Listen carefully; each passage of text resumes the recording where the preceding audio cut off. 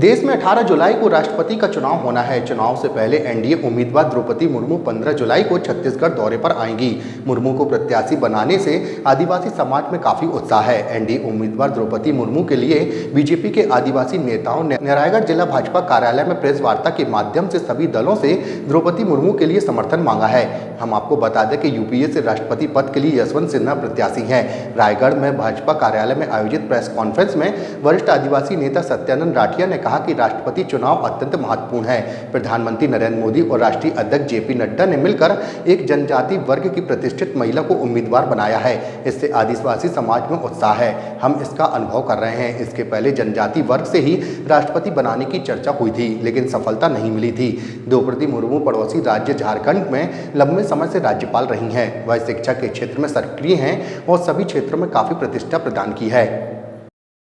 तो आप लोगों से वार्तालाप कर ही चुका है कि देखिए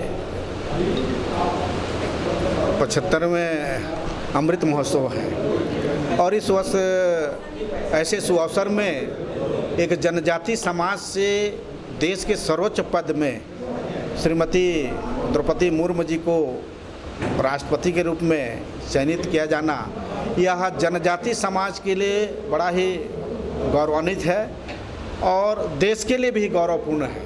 एक नारी को, एक महिला को देश के सर्वोच्च पद में स्थापित किया जाना यह देश के लिए भी गौरव है। कांग्रेस ये कह रही है कि इतने सालों से आदिवासियों का शोषण हुआ और आज राष्ट्र के सर्वोच्च शिखर पद पे आदिवासी लोगों का बीजेपी का ये दिखावा मात्र राजनीति है। क्या कुछ कहना चाहेंगे? देखिए, उनकी इस बात का मैं खंडन करता हूँ। अगर प्रदेश के मुख्यमंत्री भूपेश बघेल जी इस बात को कह रहे हैं तो मैं इस बात का खंडन करता हूँ। उनकी सरकार देश में लगभग 55 से 60 वर्ष तक देश में रही, लेकिन इस 55 से 60 वर्ष तक में उनको एक आदिवासी समाज का उनको सुध नहीं आया।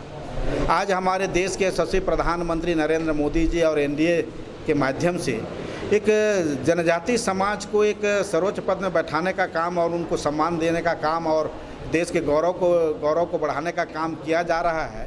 इस बात को तो कांग्रेस को 56 साल 60 साल तक राज किए उनको पहले कर लेना चाहिए था।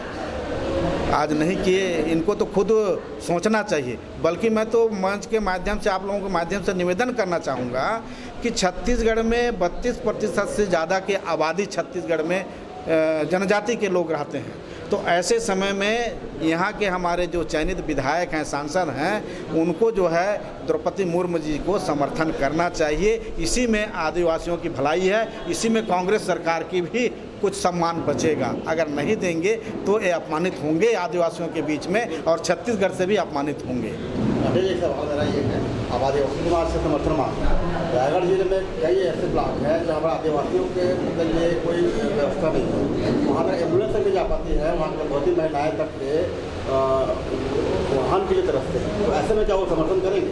देखिए, इस व्यवस्था को तो यहाँ के सरकार को करना चाहिए, क्योंकि हमारे सरकार में 108 संचालित हुआ, 112 संचालित हुआ, दूर दूर तक इलाज करने की व्यवस्था, स्मार्ट कार्ड की योजना को संचालित करने की व्यवस्था, आयुष्मान भारत के इलाज करने की व्यवस्था, ये हमारी